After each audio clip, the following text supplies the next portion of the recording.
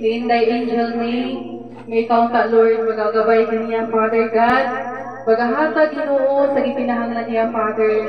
Salamat Lord sa taas kakatuigan Ginoo nga imong gihatag karon sa mga pagkaon nga sa mga tubangan karon Lord God. Nga mo gipahinungod Ginoo niini nag-birthday celebrant karon Father. Bless them Ginoo sa taas pa nga kinabuhi. Tagaan mo siya Ginoo kalig-on pa Lord God sa iyang dream pangandoy sa iyong pamilya, Father God.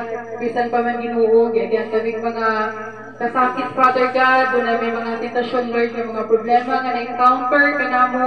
Doon naman kami mga kasakit, Father God. But kamong ipalayo, Ginoo, nga ikaw magagiyak ka nun, Father, especially sa nag-celebrate ka ng adawa, Lord. Nagagay mo siya, Lord, sa iyang mga desire, Ginoo, nga ikaw mag-auban.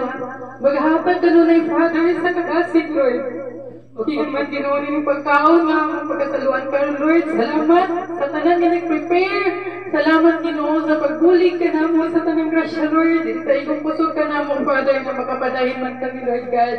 We cannot do Father God kung wala ka sa mong kinabay Lord mo sa mong ibalik. Kaya kami ang tanan Lord na maayo sa kanamo sa matago sa kanamo karon Lord. Busa kini among isali. Ipangayo pinaagi ni Jesu Kristo nga among Ginoong Dios. Sa ngalan samahan sa Anak sa Espiritu Santo. Amen.